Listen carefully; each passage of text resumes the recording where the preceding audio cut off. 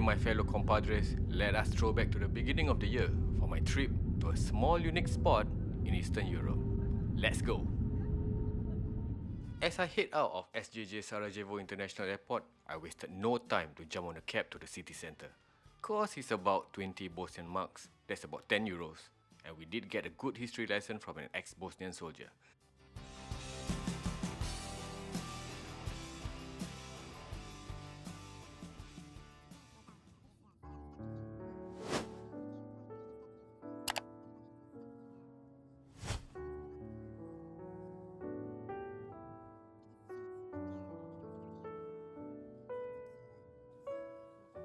After a quick freshen up at the hotel, I head out as I have only 36 hours in Sarajevo.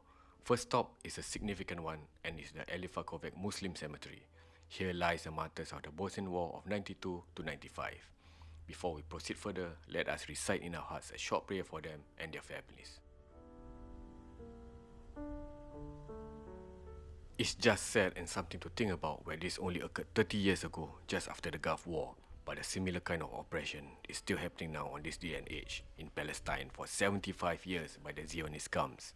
Our prayers as well for the Palestinians, and this should truly be a lesson for our younger generation to speak out on the brutality of the Zionists and certain Western political figures that continue to support the terrorist acts on innocent Palestinians.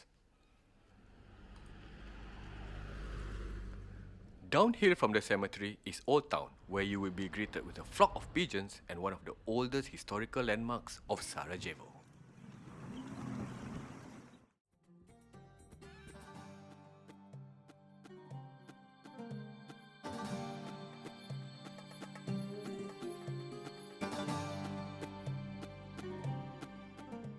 Sebilj Fountain is a wooden fountain built in 1753 by the Ottomans. The original was destroyed in a fire in 1852 and reconstructed a little further down the street where it stands today. There used to be many in the country, but this will be the last one. Local tale says that anyone who drinks from the fountain will return to Sarajevo someday. So, I did the obvious.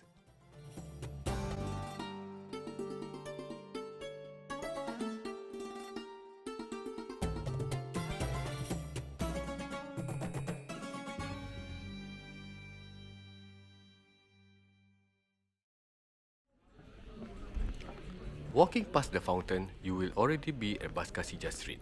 In Turkish, Bas is said to mean head or top, and Karsi means bazaar or market. This bazaar is obviously one of the oldest in Sarajevo, with shades of Ottoman architecture and design that surrounds the narrow streets. Most stalls will sell souvenirs and Bosnian delicacies, but there are a few craft shops selling metalwork, pottery, and some jewellery as well. There are also cafés in the area to relax with some local food. A full walkthrough of the old bazaar will be posted soon. Now, I leave you with some of the bits of the walk on the old bazaar street. Some of the metal working ornaments that they built themselves is handmade. Everything is handmade. You can hear them knocking on metals. Very interesting. To show you different parts of the hello.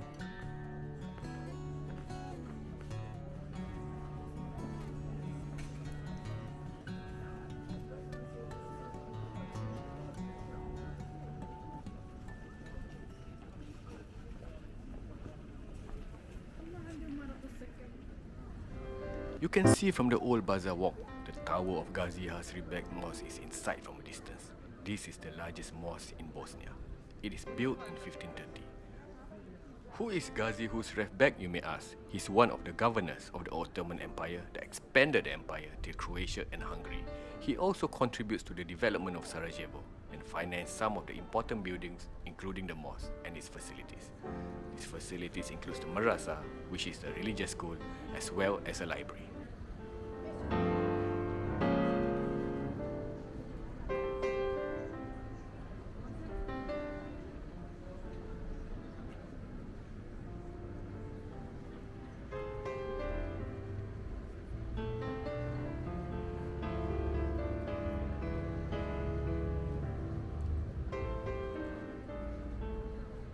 You can see the dome architecture of this mosque largely resembles the one at Istanbul, like Hagia Sophia or the Blue Mosque.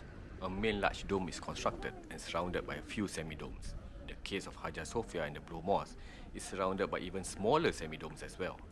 The Gazi Hasrekbek Mosque is one of the most represented Ottoman structure in this part of Europe.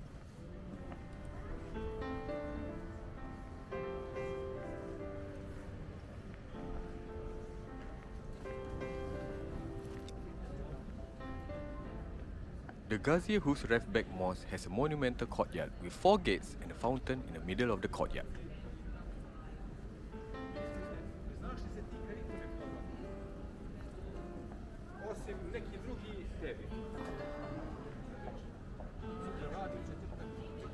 Besides Gazi Hasrekbek Mosque, there are a few nearby mosques worth visiting, including Ali Pasha's Mosque as well as Emperor's Mosque, which is shown in the clip now. First built in mid-15th century, the mosque was originally built to dedicate to Sultan Muhammad the Conqueror, and after some damages, it was then rebuilt again in mid-1500s to dedicate to Sulaiman the Magnificent. The mosque also contains graves of great religious individuals as well as political advisors living in Sarajevo at the time.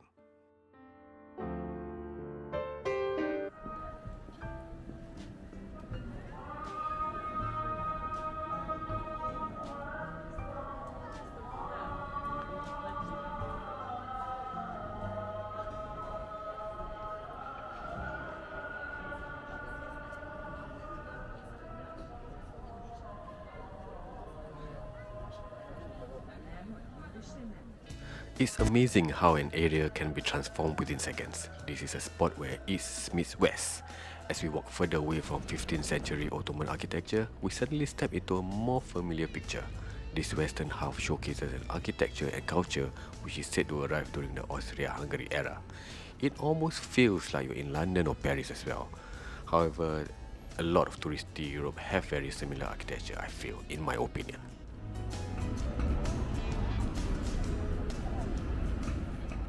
Now I'm going to leave you with some sights and sounds of the western side of Sarajevo. Let me know which other city of Europe does this resemble most for you. Feel free to leave a comment in the comment section below.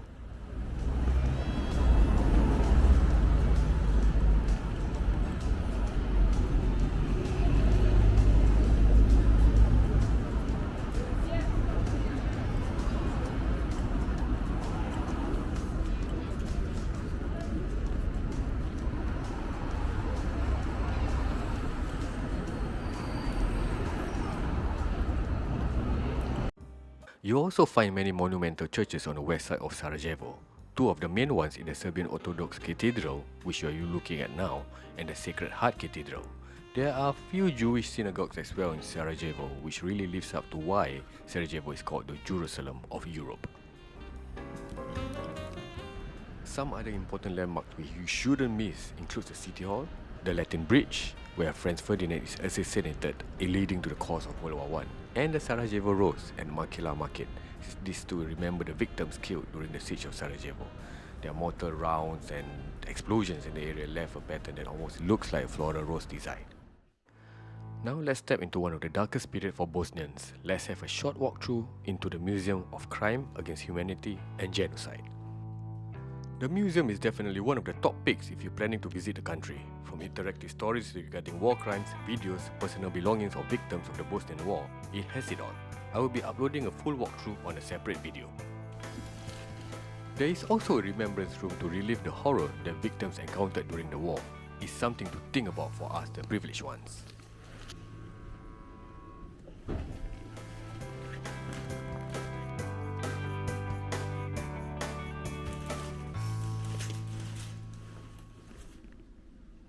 Guys, you can see you walking just like walking in any European country, maybe Paris or London. As it's getting late and I'm exhausted from completing a large portion of Sarajevo's popular sites, I slowly head back to the hotel, following the trail of my midday explorations.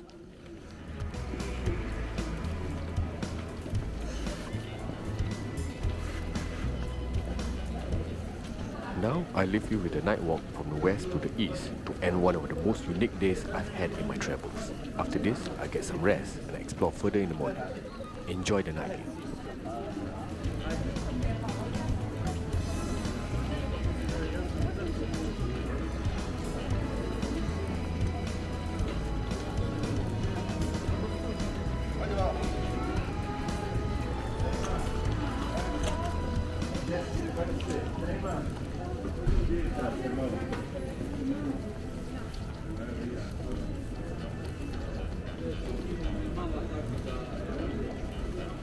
suddenly, it seems like the environment just changed.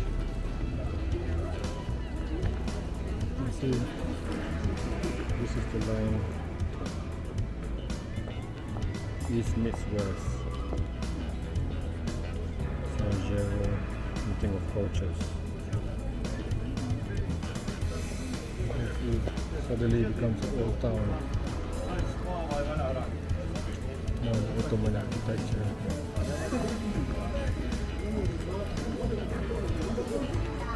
A total transformation from the European time.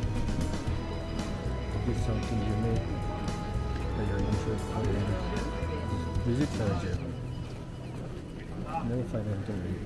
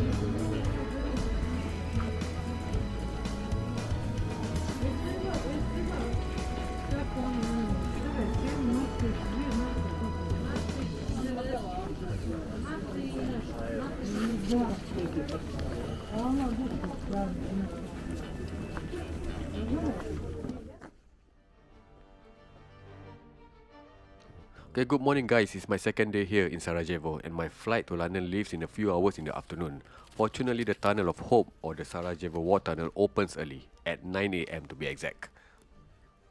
I'm already here at 9:30 and to provide some comfort zone, the tunnel is also a few kilometers beside the airport. My luggage is already stored at the tunnel tourist area for my short tour before my flight. So if you're planning to visit on a rush before flight away, you can do it my way. So sit back, relax and enjoy the last tour of the trip.